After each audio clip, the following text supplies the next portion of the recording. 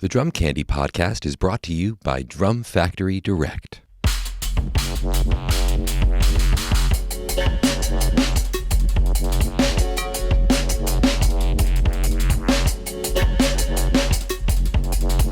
Hey, what's up, everyone? Welcome into episode 46 of the Drum Candy podcast. This is your host, Mike Dawson, coming to you from Drum Factory Direct in Pittsburgh, Pennsylvania. This week, we don't have a guest for the interview segment, but we do have a shop talk with Chris Hawthorne over at Hawthorne Drum Shop. I wanted to take this week to get to a bunch of questions that have been sitting around. If you have been listening to the show since the beginning, I was soliciting questions early on, not really knowing where the show was going to go. And they've just been kind of sitting here because what I found was my interviews with all these great guests have been, hour plus long. I originally thought I might get a half hour out of them, and I would need some other things to fill the space. So I appreciate everyone who had sent in questions. I am going to do my best to weave that back in.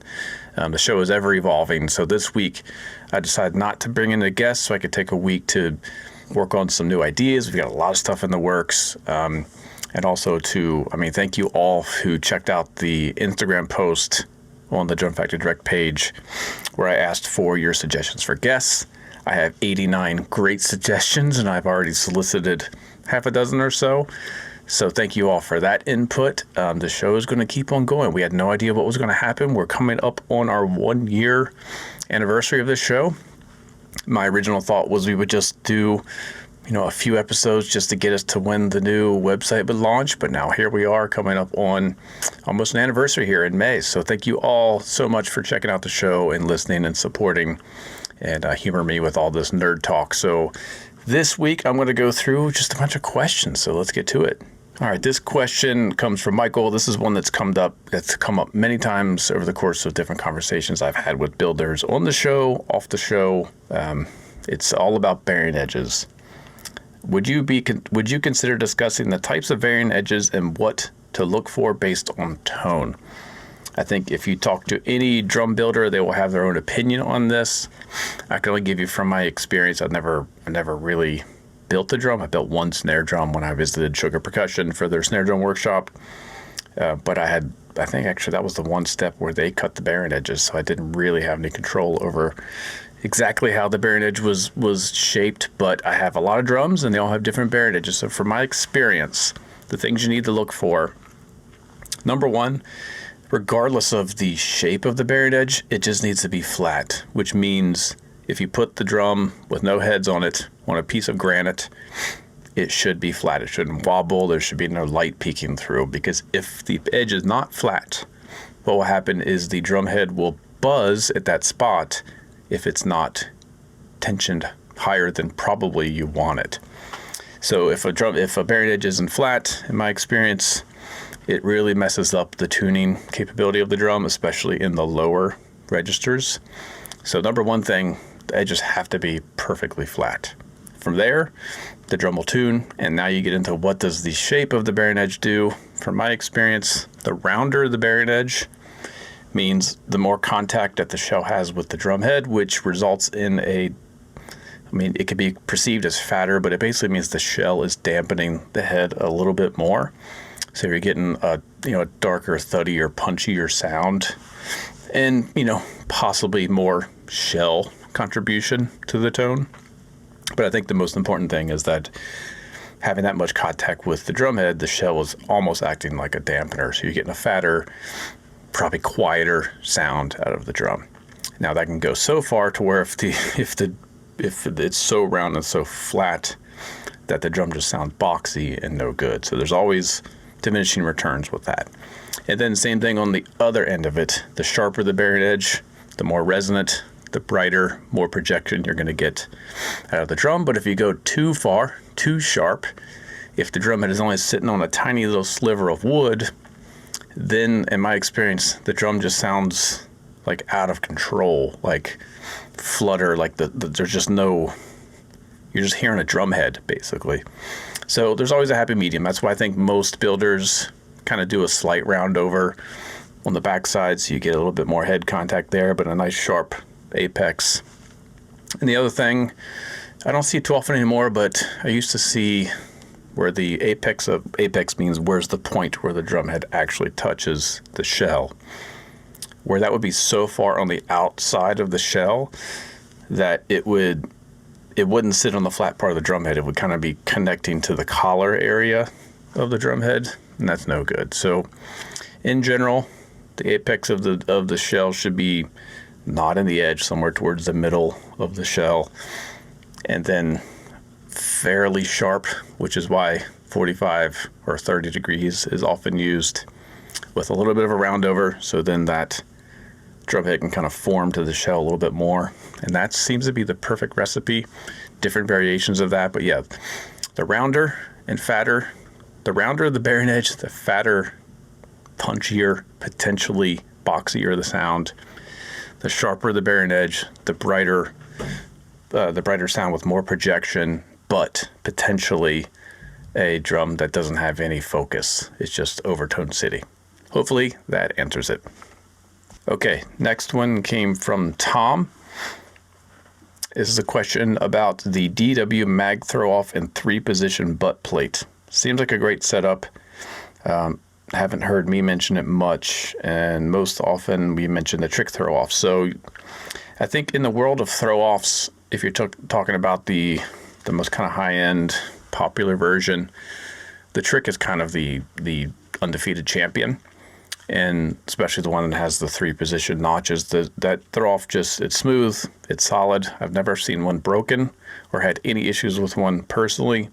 And the 3-position lever, in my opinion, is well spaced, so you can get a loose snare response that's not super rattly, and then you do one notch up, and that gives you the perfect middle ground, and then the third notch up gives you right to the point right before the wires start to choke. So for me, you get the full range of what the wires can do, from tight and crisp, medium with a little bit of width, and then the third spot gives you a little bit more spread without it being like super rattly.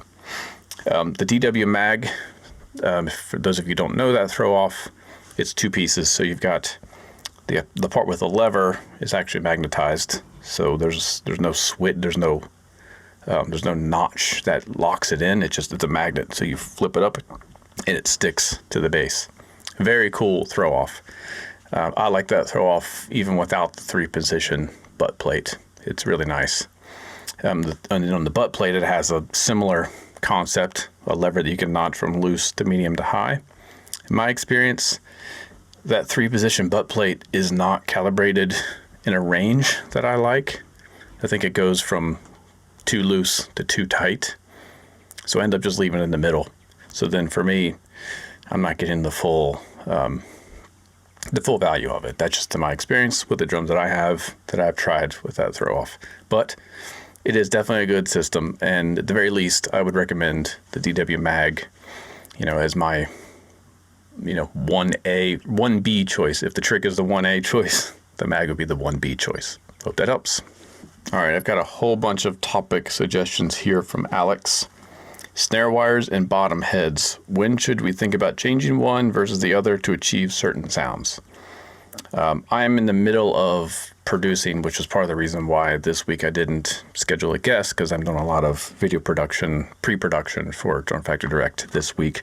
And the first thing that I'm doing is I am going to do demos of all the snare wires that we offer, that Pure Sound offers, and all the manufacturers that are available on drumfactorydirect.com.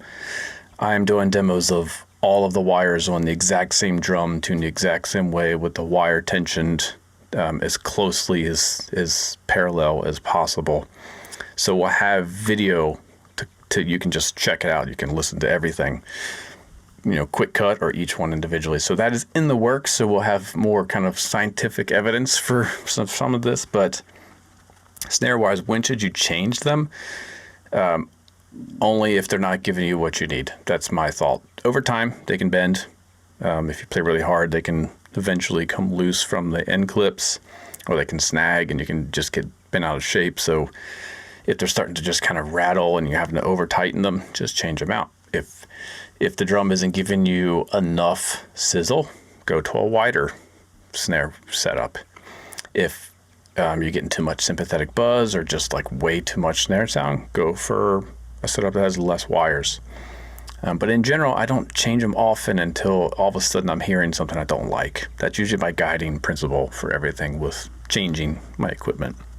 And then when they change the bottom head, that's similar. If the drum just starts to sound like it's not giving you enough response or something, or if you're finding that the hoop is being pulled down so far close to the bearing edge that maybe the wires aren't disengaging all the way, so it's just getting overstretched, then I'll change the bottom head. But the bottom snare head is usually the last thing I change on any drum.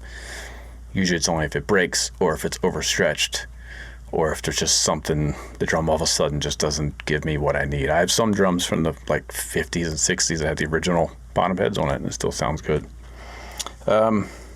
Next topic within your topics. What differences are there when using a thicker bottom head with a high strand count versus a thinner head with fewer strands? I don't know that you can quantify those things perfectly parallel. I think in general, use the thinnest bottom head that you can find unless you play super hard and then you're finding you're popping the bottom head. So if you're playing super hard with giant sticks and you've got that bottom, maybe a shallow drum where the air is just moving with so much force, you're going to break the bottom head just by playing. That's, in my opinion, the only time I would go to a thicker bottom snare head is if I'm just blowing out those bottom heads. And then, I already talked about the wire count. So again, be on the lookout for the snare wire roundup videos I'm going to be producing in the next couple weeks. Okay, what's another one? We'll skip down to, what about orchestral heads for the kit? I put an Evans orchestral bottom on a Supra and liked it. I just recently, on the Drum Factory Direct page, we created a little combo pack that you get an Evans Strata batter and an orchestral bottom in a set of concert snare wires. Highly recommended if you want to turn your drum into something that sounds old and vintage and dark. And that's not just for classical snare drum use. I put it on an old 1960s Slingerland 3-ply student drum because I wanted that drum to sound like an old bebop record. I've been playing along to a lot of early John Coltrane records and Art Taylor, like that type of sound. That head combo is perfect. I didn't need to do too much dampening, not to mess with it. So orchestral heads in general are more sensitive, thinner, give you a drier, darker, warmer sound. So if that's what you want on your snare drum, I would not use them on any drum that you're going to be smacking a lot of rim shots and super hard playing on. But if you're playing quiet, brushes, jazz, theater music, lighter acoustic kind of stuff, or if you just want to make your drums kind of just sound earthy, check them out. You can go, calfskin, or you can go like the synthetic calf rebakes, like the calf tone or the fiber skin. But this, to me, the orchestral heads aren't as affected, and you still get all that real light dynamic response. So give them a try if that's the sound you're looking for. You have another question about types of film for heads and why we don't talk about it. That's kind of the company's secrets, I guess. Most of it's coming from DuPont Mylar, but each company has their own version of that they prefer or have exclusivity to. And then you've got different types of film for the heads that are made not in the United States. So, it's all essentially the same product, but different variations of it that I don't think any of them are going to share it with you unless you're signed an NDA. Okay.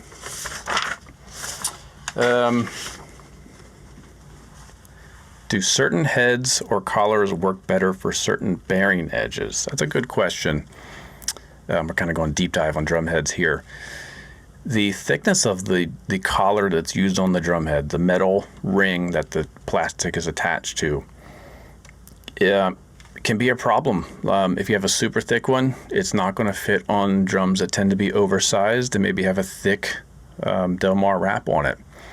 There's a reason why Remo heads fit Gretsch drums better than others. It's just because of the way that collar is sized and shaped. Plus, Remo has the Classic Fit, which has a thinner collar, which that's designed to fit on the older drums that might have a slightly oversized or out of slightly imperfect diameter.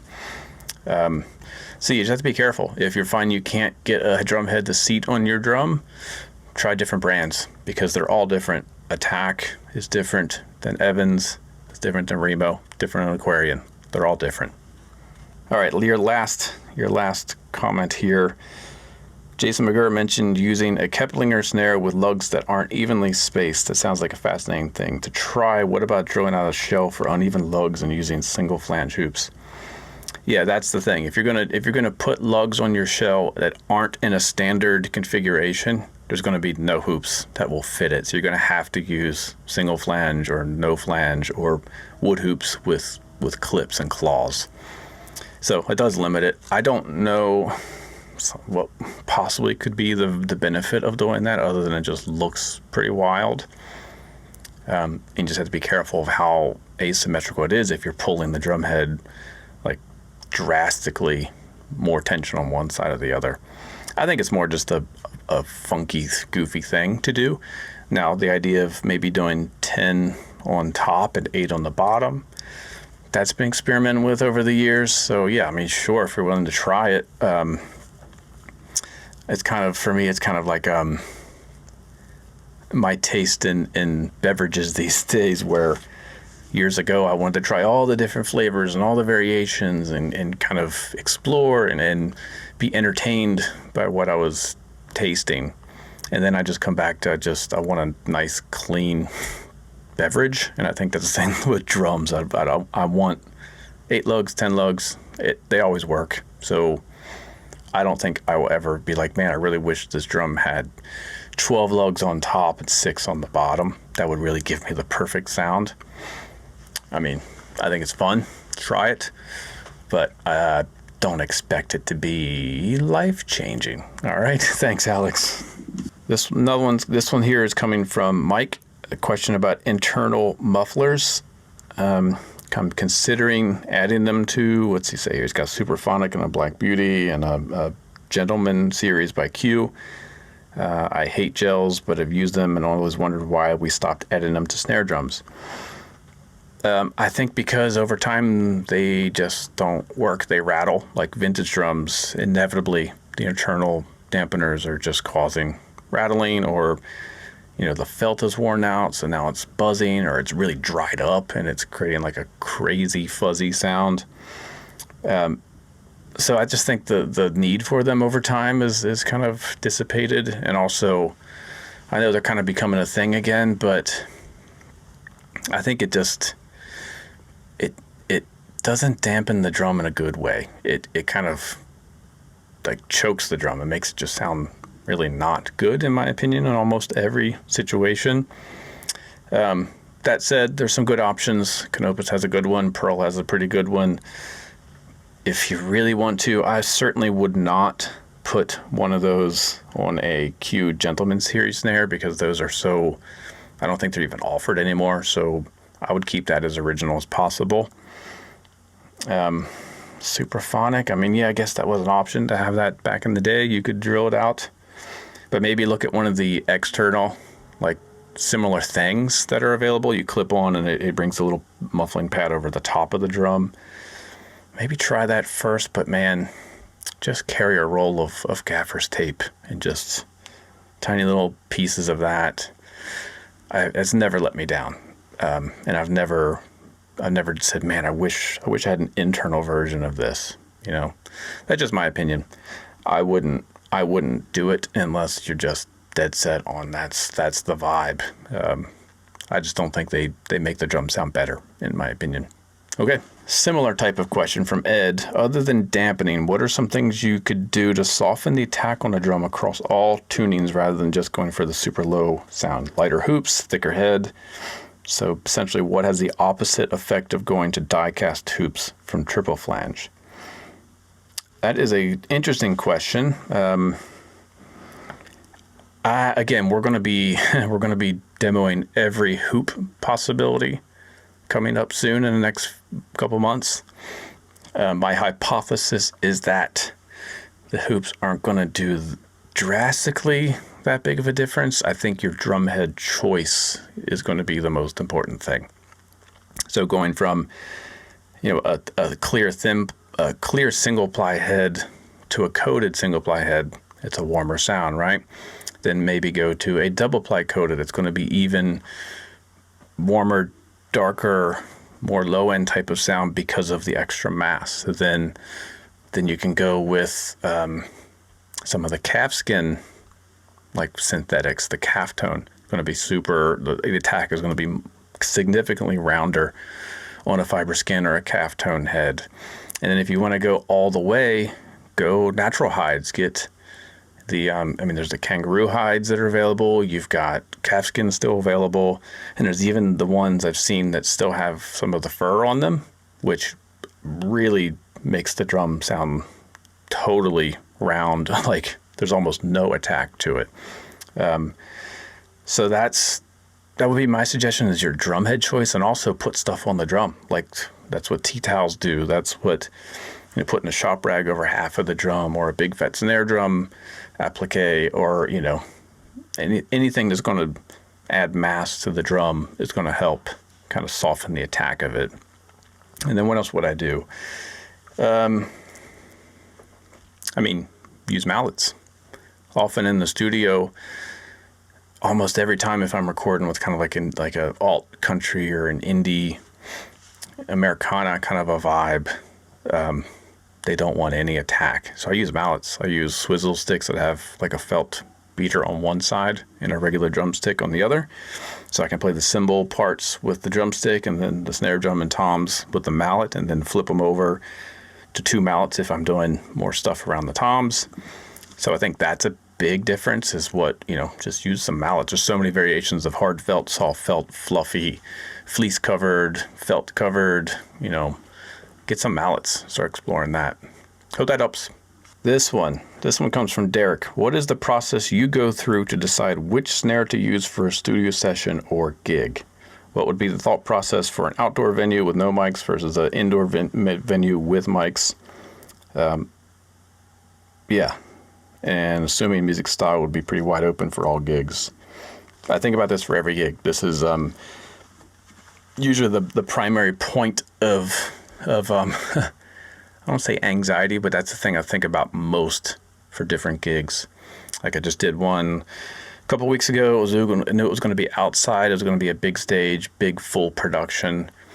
I didn't want a super loud drum, but I wanted something that I wouldn't have to overplay to get the stage volume that I needed. So I took a Hendrix stave maple shell and tuned it kind of medium with a little bit of dampening to get rid of some of the bite of it, but knowing that shell was just going to have more sound. I would not take that drum to an indoor situation with like glass, walls everywhere that's super bright and reflective. So I always think about that. So the louder I need to be, the more I'll go with a thicker solid shell or like steel or brass, something like a thick brass drum, something that's going to just produce enough sound acoustically that I don't have to overplay.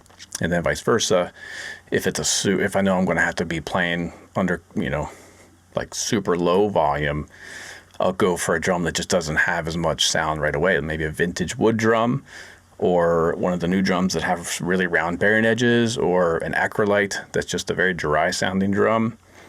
That's like primary snare drum choice is always what I think about the most. And then cymbals a second. It's a similar thing. Do I need cymbals that project, or do I need cymbals that are super dry?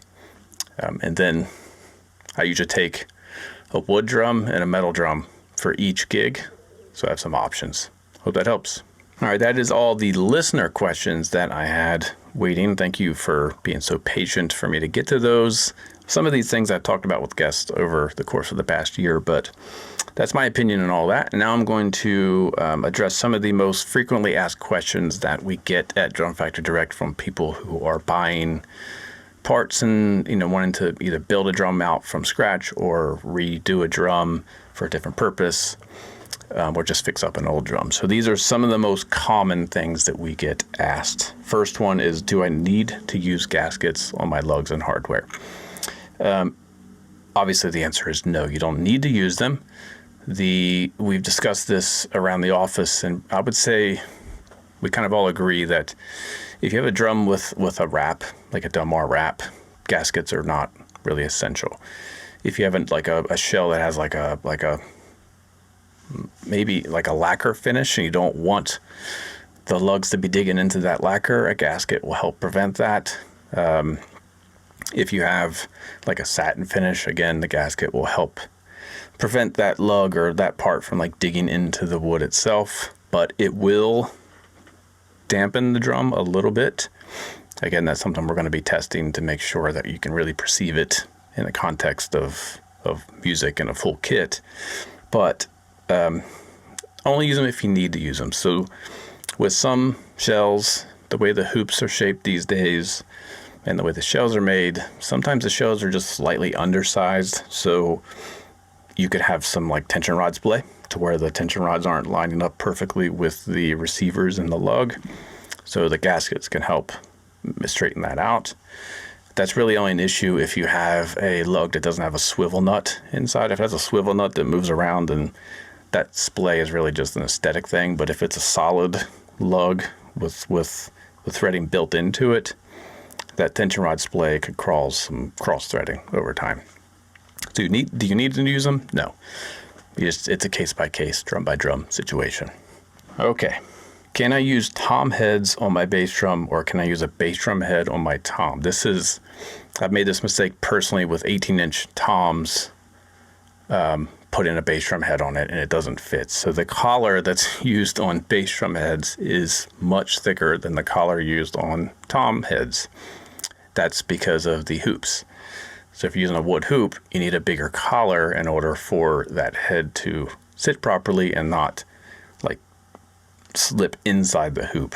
So no, they're not interchangeable. A bass drum needs bass drum head collar. A tom needs a tom head collar to fit with the appropriate hoops. Now that leads into a second topic that we've just recently having to deal with. It comes up quite often. Let's say you have an 18-inch floor tom, you want to turn it into a bass drum. Can you just slap some wood hoops on it? You would think that's all you got to do. Put some wood hoops on it, put some spurs on it, now you have an 18-inch bass drum. That won't work because the lugs are different. The lugs on toms sit closer to the shell than the lugs are used on bass drums. Again, that's to provide the clearance for the wood hoops. So if you're going to convert your floor tom into a bass drum, you have to invest in bass drum lugs in order to elevate the lug off the shell far enough so the tension rod can clear the hoop, and then you can tune the drum. The simpler thing to do is to just get a conversion kit, one of the Gibraltar or Dinettes or Pearl or whatever's available. Just get one of those conversion kits. That way you can just keep it as a tom, but it'll come with some like clip-on spurs, a riser that you can hook your pedal to.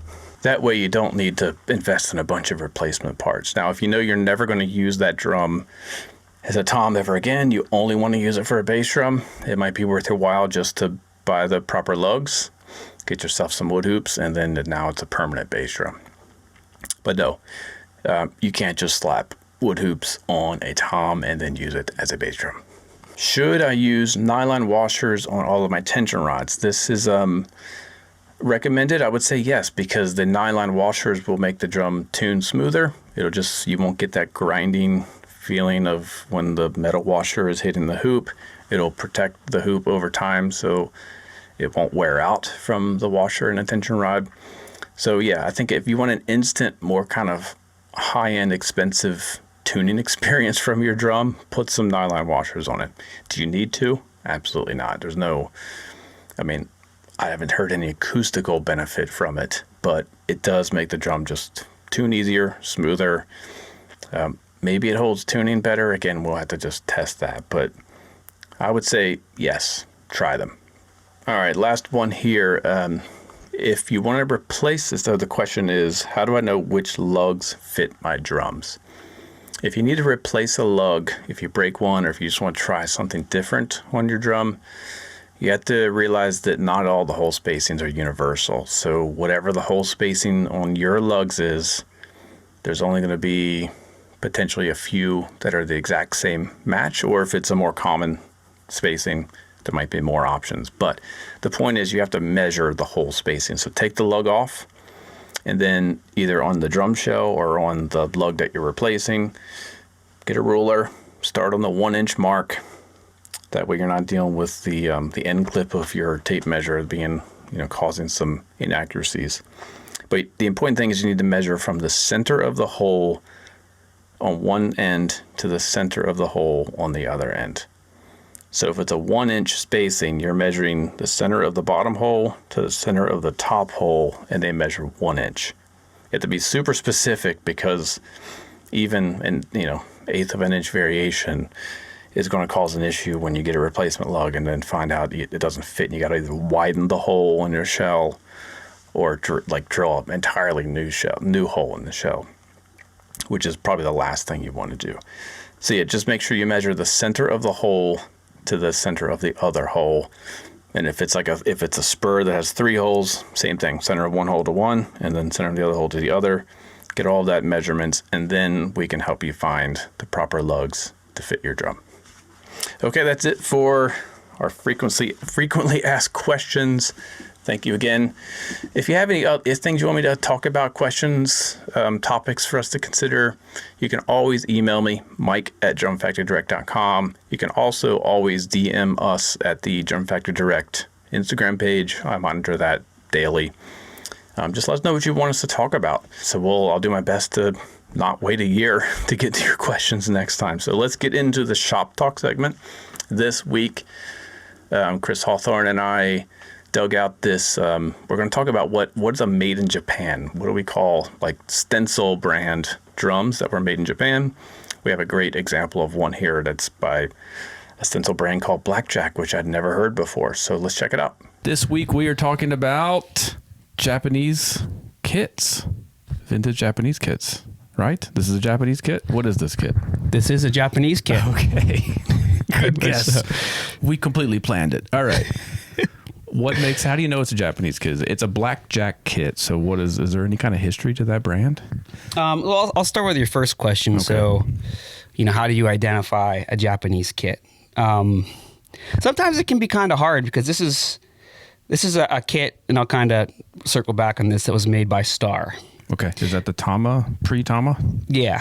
And they kind of known for copying Japanese Stencil brands in general were known for copying American parts and American companies. So, if you see this, maybe you're on Facebook Marketplace, or you're on Craigslist, or you're on eBay, and there's a blurry picture, sometimes it's hard to tell what it is, because this looks exactly like a Slingerland lug, pretty much close. This wrap, Slingerland made this. This was called Blue Agate. It was also made by Rogers. So okay. It can be kind of hard to tell. And there's some giveaways. If you look at the hardware, this was a mount that was never offered by Rogers or Slingerland. Same thing with this. So you kind of peek at the hardware right off. About the tom bracket is different? Yeah. And you can actually see, it says made, you can't see it there, but it says made in Japan on there. Okay. See, I would have guessed this is a Yamaha kit. Really? Why? The rectangle badge for some reason, and just the look of it. I don't know why. Yeah, it's kind of, I've gotten to the point where I can just, see it pretty quick, because you see enough of them. Yeah. But another kind of feature, and we'll kind of circle back on this, is the shell makeup. So this drum came with this kit. It's a 13-inch. The bottom reinforcement ring is pretty jacked up, so we're not going to include it with. That's not worth a repair, right? You have to No, it's not. It's one of those things this is a 2012-14 kit with a snare. So maybe somebody would use a 13, but it's kind of like the classic configuration. Yeah. But getting back to the shell, this is a thin Luan shell. And when I say thin, you can press in on the lug. Like a lot of the spurs on these kits here, they'll sometimes will put reinforcement wood behind it because you can literally push it right they're through. that thin. Are those feet original? Those white weird rubber feet on the spurs? I don't know. It's a good question. It's like seems strange that they would throw a piece of white rubber on a kit that has. I always wonder like about rubber tip feet and stuff. Like were they not on carpets back then? Yeah. Maybe not. Just wood floors, Yeah. gymnasiums.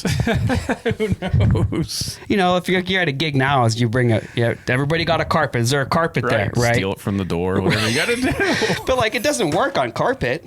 You know, I've always wondered that. It does look. I mean, yeah, that would be. We'll get to this, but a point of concern would be if that shell's cracked there, because that sucker's floating on the spur. Right? I mean, they're really. To be 100%, it's almost like firewood. Yeah. Like it's not good wood. But they put reinforcement rings in here, and I wish you could see this. Maybe you can, but like that's how bad the wood is on these. You see how that split there? Yeah. And you see on the other side, you see this in the camera there. You see how they have that an extra layer of it. Yeah. Wow. Quite interesting. And what is that? Someone tried to. You said it had tape on the bottom. Oh yeah. So what I'd like to do when we're doing these, Mike, is maybe a lot of people will ask, what's the story with the kit? And I never really know what that means, but maybe we can take some time when we do these sections and kind of like give a story behind the kit. Not that there's anything crazy with this. We bought it. And it was in pretty good shape. We didn't clean it up at all, but the toms were all missing bottom heads. And somebody had put like blue electrical tape on the bottom. Okay. Which was common back in the day, like kind of like the dead AM radio, Don Henley type sound. Right. But all the drums are in round, and the nice part is they all came with the original tension rods. Now, that might not be a big deal if it was an American kit, but they use a different thread. Oh, no kidding. Right. So, we've had kits come in without bottom heads on it, and then you're going through your tension rod drawer and you want to bash your skull. What are they, metric? I mean, what's the difference? Probably. Yeah. I know that they just don't, American style doesn't work. So sometimes you have to go in, you have to take out the lug insert or the swivel nut, whatever you want to call it. Yeah. And that's just the whole thing. So they came, all of them were still in here. So really all it took was just swapping out the bottom heads and hoops and tuning them up. But So this is an example of a stencil kit, right? yeah. And I'm glad they actually brought it up. So there's a guy's name's Mark Patch. And Mark, if you're watching this, thank you for doing this book, because he wrote this book called Vintage Stencil Drums. And I think I got it. It was pretty cheap. I can't remember where I got it from, but literally, and you can't see this, but if you open this, it catalogs the 3 different factories that stencil drums are made, the history, what they came on to be. I even think it goes through all the different brand names. So this is a Star kit. I think this is a Star kit. I sound like an idiot if it's not. So what were the factories? Pearl, Yamaha, and Tama? So there was, hold on. I'm glad. Come on, I'm quizzing you here. I'm glad I'm prepared for this. He's got his cliff notes. Yeah, so here it is. Let's see here. Where is it? Where was I here? I was looking at this earlier. There's a kit. There's a stencil called Karen. There's Karen? A Karen stencil. You've got to find a Karen kit. Oh, this stencil is probably asking for a refund for their dinner. You've got to find a Karen. Where did it go? Here it is. Blackjack. Yeah, Star. What finishes did the Karen kits come in? They came in to talk to my manager. Oh, my. Yeah, here it is. All right, so there's, I don't know if you can see this, but there's the B's, and there is, see, Beltone, I've never heard that. Bentone? Okay. Blackjack. Bolero, I've heard of. There's actually, look, there's Bolero with 1 L. 2 L's, 3 L's, 4 L's. Yeah, there's literally so many of them. CB700 is considered a stencil kit. Yeah. Wild, because I just thought that was the beginner kit. Same thing with Royce. That was another one that just everyone had a Royce. Everybody had a Royce kit. Royce was, I think, probably later on, because they're kind of boring looking kits. Yeah. This has the psychedelic style, kind of wild looking wrap, if you will. Crazy. So why would I want to buy this kit? I did just play it, and it sounds super fat. So it does something that I couldn't get from like a pristine maple kit, I don't think, right away. But it's also limited. So who would want this kit, and why get it? So, I mean, I think really that's honestly like a good question. I think with some of the guys who grew up in the 70s and have been collectors and have been playing for years, like they look at these kits and they're like, that's trash. Because like, you know, they grew up and they were, you know, watching these come out new. And, but, you know, for, you know, my generation, you know, this is a kit that's 50 years old. Yeah. And No it matter has... what, yeah. I hate, you know, it has a vibe, you know, Yeah. but it does. So I think if you're a person who maybe is on a budget, so like this kit will cost you $600. The shell pack, the snare, which, I mean, is still a lot of money, but compared to like getting a new... If this was, what'd you say had the same finish? Slingerland. So if Slingerland and Rogers, yeah. a Rogers same setup would be twice as much? Probably. A lot, yeah. So if you're on a budget and don't want to spend a lot of money, or you want like, I've heard, and I don't deal with a lot of, or I don't just know personally a lot of recording people or producers, but from what I understand that this is like a, you know, a popular sound now, especially in the country scene. It sounded to me like it would record well because it just hits and gets out of the way, and there's not a lot of overtone. Right. And I think too, like with the pandemic, there's a lot of people who might have invested money in recording equipment. And if you want a kit to like set up in the corner, you know, take the bottom heads off. Did you show them the inside of that? So it's got the original head on it. What a lot of people would do back in the day is they would put a piece of fabric behind there. And I won't hit it on camera, but it sounds pretty cool. Yeah, it sounds like the 70s. Yeah. Sounds like So you're if you playing. want that like AM, like 70s style, so you can even hear this ring popping, this would be a really good fit for you.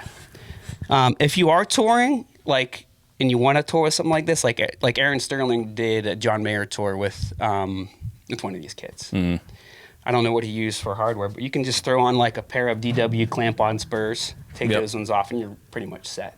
So what is the things to look for that might be a problem with this? Things to look for. Broken lugs. What I'll say about American lugs is that they're definitely better made. They're definitely better made. Edumacated. Yeah. Can you tell that I got my grade 7 in high school? The whatever you want to call it, the part where the lug goes in the shell, that'll sometimes pop, and crack. But these are all fine, so you want to watch that. If you're buying one of these, definitely check out like the inside of the spurs and the inside of the shell where the spurs go in. It's really common for there to be movement. It's just kind of the way the shell is. But like I've had drums come in and there's literally like a hole, like a big gaping over where the spur was. Wonder what happened there with the spurs. Also make sure if it's missing any tension rods, you can find replacements, or you have swivel nuts that can go in there with tension rods to make it functional. What else? Snare drums, I mean, you can't expect it to be a jazz festival, right? No. To be 100% honest, the snare drums are probably the worst. So part. It's got, I mean, it looks... It's an 8 lug. It looks cool. It does look cool. It's 8 lugs. Again, it has a ratty thing that I couldn't get from a new super high-end drum. Yeah, so it does have a tone controller, muffler, whatever you want to call it, in there. So, but it's not... You're not going to get a wide range of sounds out of this. Yeah. It's kind of just like a throw-in, you know. One other thing that's cool with the kit is, I think it says blackjack here, and again, you probably can't see this, but it usually says World Supreme Quality on there, but it doesn't, which is another kind of weird. It's like they didn't finish the badges. It's a cool Maybe kit, it was though. a Friday. Hey. All right, so what else do we need to know about vintage stencil kits? I think they're cool. I mean, one kind of weird thing about them is you don't see a lot of big bass drums. Like occasionally you'll see a 24, but not a lot. It's usually a 22 or a 20. So not like, I don't think I've ever seen a 26. 18s? There are some 18s there, which are I think, I don't know, seen that. which are pretty cool. They also made like kids kits. So like little 16-inch bass drums, like a little 8 or 10-inch tom, and a little snare drum, which are kind of neat. But if you're looking for like a big, kit, this probably wouldn't be the best option for you. Also, it doesn't really matter what the brand is. I definitely don't like clip mounts. Yeah. They kind of just dead. We had a New Yorker, a Ludwig New Yorker in, and it had a rail with a spade mount, and it was a doom. Yeah. And then when you put it on a stand, it was like a completely different drum. So I don't really like using center mounts for Japanese drums either. I think it kind of kills the tone. That's something I don't understand. No one tested it. Like, cool, we're going to try this. Oh, it makes the drum sound really bad. Let's go ahead and make them. Roll it. Let's roll with it. The crazy part is, like, not to get off track, but Ludwigs with rails are worth more than ones with center mounts. But they're like, you got to get the wrench out.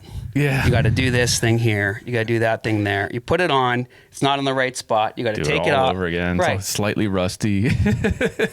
Not great. Not great. This is a great kit. So that's Japanese Stencil brand Blackjack. Blackjack. I'm sure we'll come across a few more of these before we're done. Dig it.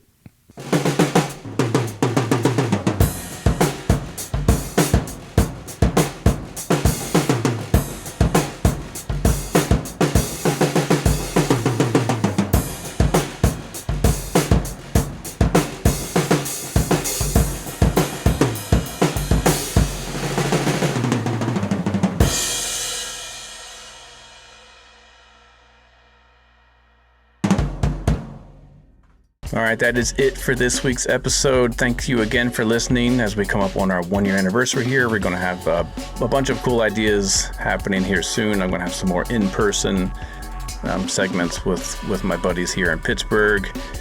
We're going to be back at Hawthorne frequently. We've got some other, a lot of things in the works. And I'm also going to be getting some of the greatest drummers in the world back on this show. So thank you for your patience, and we will see you next time. Have a good week.